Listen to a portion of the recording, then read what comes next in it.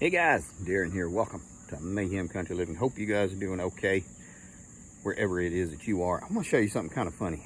You know, I did a video about some of the canning I did about the okra. And I pickled 6 or 7 quarts of okra. I didn't like it. Just didn't taste good.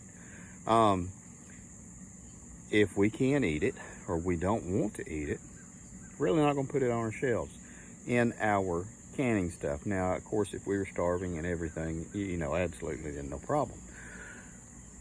I love okra. I'll cut it up and I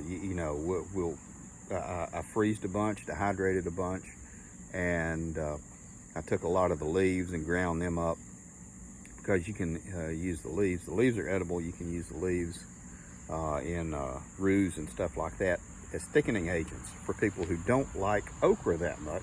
It doesn't taste like okra, it just thickens everything up. That right there is a secret tip to you. But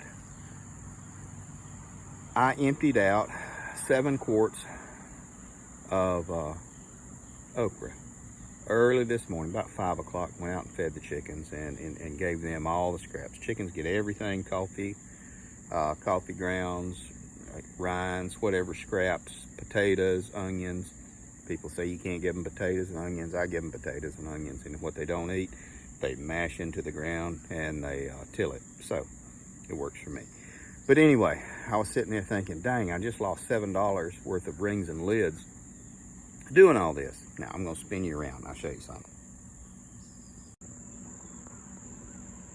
Okay, yesterday I got 8 eggs from all of our chickens, and we have about 50-ish, and they were just having a bad day or something like this. But today, I don't know if it was all the spices or all the extra feed, the 7 quarts of okra. I got 28 eggs today, which is pretty good for us, and they're all pretty dang clean. Most all of them are fertilized, actually. Some people, I give and sell eggs to whoever needs it or wants it. I'm going to show you something else really cool. This is a rock that we found while we were out canoeing, and it had what looked like a hole in it, and I thought it was all the way through, but it wasn't. And so I cleaned it out. It was just full of mud, and it's just big enough to put a little bit of oil in and twizzle a twig to make a wick, or use an honest to goodness wick, or a piece of paper towel, or a cigarette butt. And that thing has been burning for a half hour, and I'm using olive oil. And I just kind of an experiment, something I've been wanting to do, and I didn't have the time to really goof around and play with it. But how about that? Anyway, guys, more to come. So that's it. I have to say, one of the nice things about being able to do what we do is having the poultry to recycle and do the shallow tilling for us.